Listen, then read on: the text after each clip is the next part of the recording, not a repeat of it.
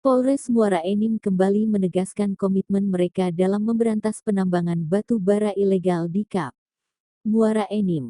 Terbukti pada tanggal 12 Juni tahun 2023, mereka melakukan pengamanan terhadap 3 truk besar yang terdiri dari 2 truk box dan 1 truk bak mati.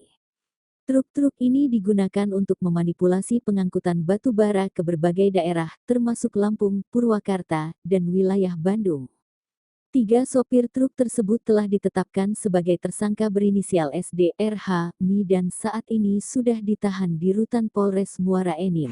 Besar, 1 truk bak mati dengan 2 truk box, ya lagi-lagi truk box untuk memanipulasi pengangkutan batu bara ke tujuan berbagai daerah. Jadi ada 3 yang kita amankan pada saat itu, kemudian hasil pengembangan dari supir yang sudah kita tetapkan jadi tersangka itu ada 3 orang, kemudian barang bukti dari 3 kendaraan ini 2 box, 2 mobil box sejenis tronton dan 1 bak mati sejenis tronton, itu kurang lebih 100 ton. Jadi tujuannya ada yang ke Lampung, kemudian ada yang ke Purwakarta, dan ada yang ke wilayah Bandung.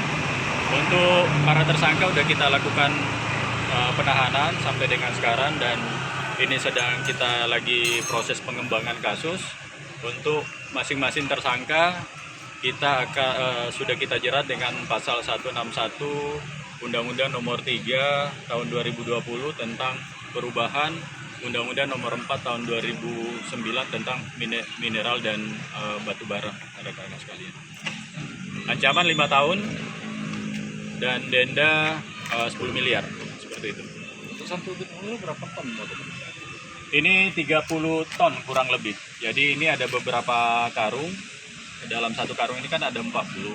Tapi kita udah ini kurang lebih rata-rata 30 ton lebih, seperti itu. Ada 3 kendaraan ini. 90 ton berarti total. Bervariasi. Ada yang 32, ada yang 33. Ini karena ada 3 tron ya. Tapi kurang lebih mendekati 100 ton bila kita jumlahkan semua seperti itu. Tujuannya bang kemana bang? Tujuan itu ke Lampung, ada yang ke Lampung, kemudian ada yang nyebrang ke Pulau Jawa itu ke Purwakarta yang di daerah Jawa Barat juga, kemudian ada yang ke wilayah Bandung seperti itu. Lokasi pengangkutan sendiri di Lokasi pengangkutan ini ada yang di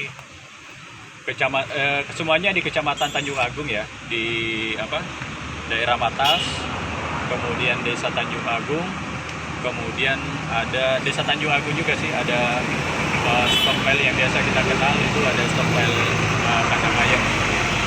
Selanjutnya bang akan melakukan penertiban terus atau?